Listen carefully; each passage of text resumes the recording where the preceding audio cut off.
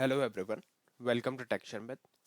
आज के सेशन में हम कोबोल से रिलेटेड एक और टॉपिक कवर करेंगे, जिसमें हम देखेंगे कि कैसे हम यूजेस क्लॉज के साथ में बाइनरी का यूज़ करते हैं और उसका पर्पस क्या होता है। ठीक है, अब तक हमने काफ़ी सारे अदर वैल्यूज़ भी यूज़ करके देखे थे। यूजेस के साथ में डिस्प्ले यूज़ किया, कॉम1 यूज़ किया, कॉम3 यूज़ किया। उसी तरह से हमारे पास बाइनरी भी होता है। ठीक है, तो इस सेशन में हम पर्टिकुलरली यही देखने वाले हैं कि बाइनरी क्यों यूज़ किया जाता है, उसका पर्पस क्या है, क्या एडवांटेज होगा अगर हम उस बाइनरी के साथ किसी वेरिएबल को डिक्लेयर करते हैं, तो उसमें मेमोरी पे क्या इफेक्ट पड़ेगा। ठीक है, तो ये सारी जो चीज़ें हम इस पर्टिकुलर सेशन में कवर करेंगे। बट सेशन शुरू करने से पहले जस्ट मेरा एक रिकमेंडेशन है कि अगर अभी तक आप लोगों ने पहले वाले सेशंस वॉच नहीं किए हैं तो आप पहले उनको वॉच कर सकते हो, क्योंकि ये जो पूरी प्लेलिस्ट है ना, एक प्रॉपर सीक्वेंस और सिंक में है। तो अगर आप उसको सीक्वेंशियली ही फॉलो करोगे तो आपके लिए और भी ज़्यादा ईजी रहेगा इन इन टॉपिक को समझना। ठीक है, तो और जैसा मैंने बताया कि सब एक दूसरे से कनेक्टेड है, तो इसीलिए अगर कोई भी टॉपिक, जैसे अभी आज अगर हम बाइनरी पढ़ रहे हैं तो बाइनरी से पहले हम कॉम1 पढ़ चुके हैं, कॉम3 पढ़ चुके हैं और डिस्प्ले पढ़ चुके हैं। तो अगर आपको बेसिक से ही कवर करना है तो आप पहले उनको भी देख सकते हो सेशन को, और फिर यहाँ पे ये वाला कंटिन्यू कर सकते हो।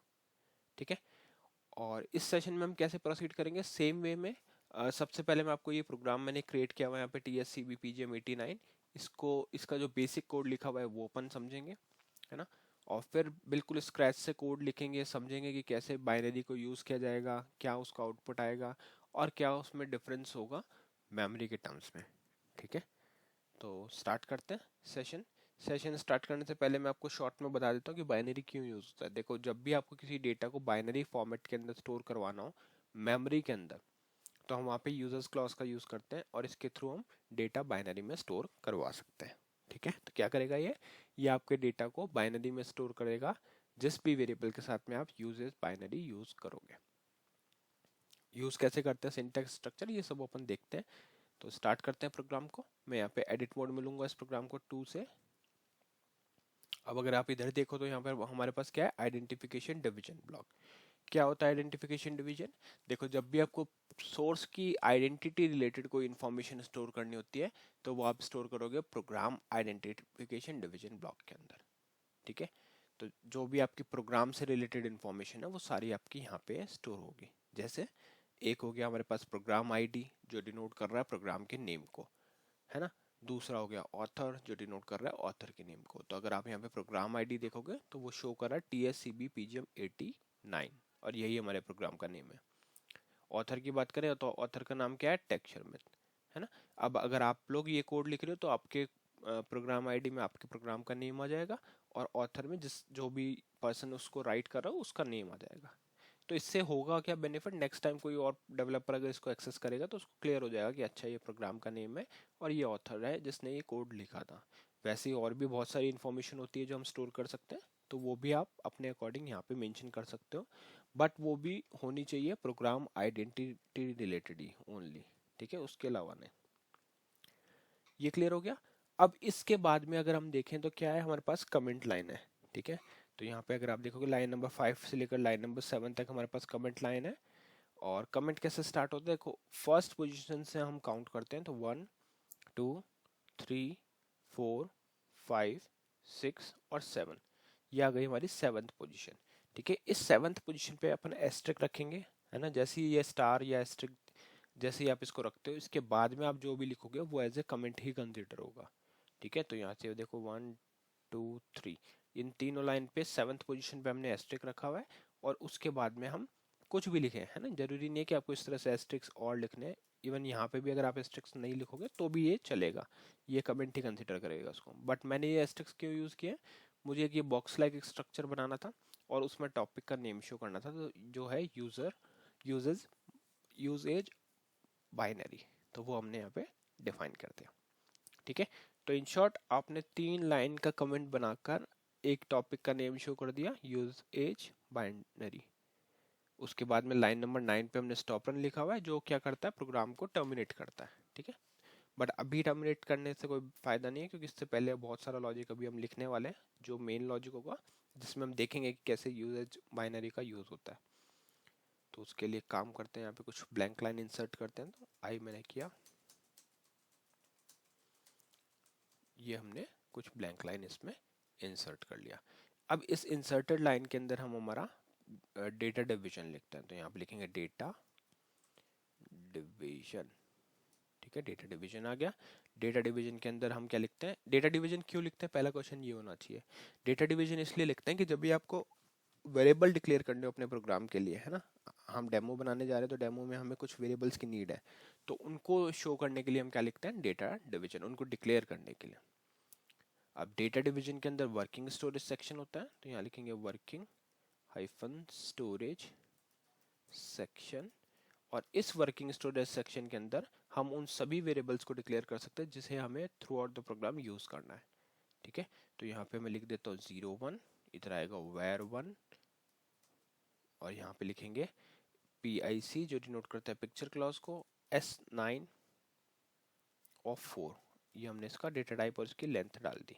अगर आपको नहीं पता S9 क्यों यूज होता है, 4 क्या है, तो आप पहले वाला सेशन देख सकते हो, क्योंकि डेटा टाइप हम ऑलरेडी काफ़ी टाइम डिस्कस कर चुके हैं। इस सेशन में जो मेन हम डिस्कस कर रहे हैं वो है यूजेज, तो यहाँ पे लिखेंगे यूजेज बाइनरी, ये हमने लिख दिया।